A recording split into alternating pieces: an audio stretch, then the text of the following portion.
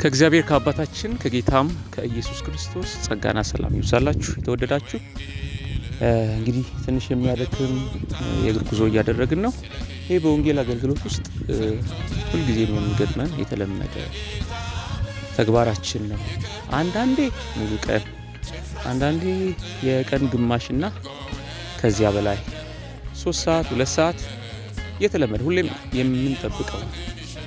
ለምሳሌ ዛሬ 6 ሰዓት ከሩብ አካባቢ ሞተራችንን አቁመን አሁን ለ10 ሩብ ጉዳይ እንደዛ እያለ ነው ይህንን ተንቀሳቃሽ ምስል ለእናንተ ሳስቀርላችሁ ማለት ነው። እና ምን ለማለት ፈልጌ ነው፣ በእንደዚህ አይነት ድካም ውስጥ ሁሉ ምናልባትም 1-2 ሰዎች በወንጌል ምስክርነት ወደ እግዚአብሔር መንግስት ሊጨመሩ ይችላሉ። አንዳንዴም እንደዚህ ተደክሞም የማይድኑ ሊኖሩ ይችላሉ። ግን አንድ ትልቅ ነገር ሁልጊዜም እንዳትረሱ፣ የኛ ድርሻ ወንጌልን መናገር ነው። የኛ ኃላፊነት ወንጌልን መመስከር ነው። ወንዶችንም ሴቶችንም በኢየሱስ ክርስቶስ በማመን ጠርቶ ወደ መንግስቱ የሚጨምራቸው እግዚአብሔር ነው።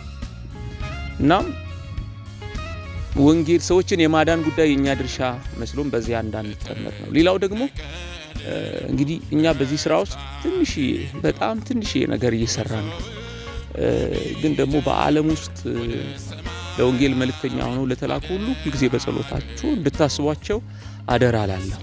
ምናልባት ይሄ ተንቀሳቃሽ ምስል ለመጀመሪያ ጊዜ የደረሳችሁ ሰዎች ካላችሁ ለእኔም ሌሎችም በዚህ የወንጌል ስራ ውስጥ ለተጠመዱ ሁሉ እንድትጸልዩላቸው ይሁን።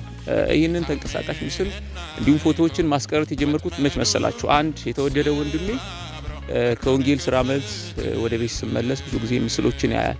የዳኑትን ነፍሳት በቤት ውስጥ የተጀመሩ ትንሽ ህብረቶችን አይቶ እኔም እንዲህ አይነት እድል ቢኖረኝ ብሎና በጣም በውስጡ ሁልጊዜ ይቀናል። እና ከዛ አንድ ምክር መከረኝ። ምናልባት በማህበራዊ ሚዲያ ገጾች ላይ ይህንን ነገር ታጋራ ሰዎች ይበረታታሉ፣ ለወንጌል ስራ ይነሳሳሉ ስላለኝ እኔም ከዚያ ጊዜ ጀምሮ እንዲህ አይነት ምስሎችን ማስቀረት ጀምሬያለሁ እንጂ ከዚህ በፊት ብዙ በርካታ በጣም የሚገርሙ አስገራሚ ነገሮችን በምስልም ሆነ በፎቶ ሳላስቀር ማለትም በተንቀሳቃሽ ምስል ሳላስቀር ቀርቻለሁ። ሆኖም ግን ምናልባት 1-2 ሰውን ለወንጌል ስራ ካበረታታ በሚል ነው።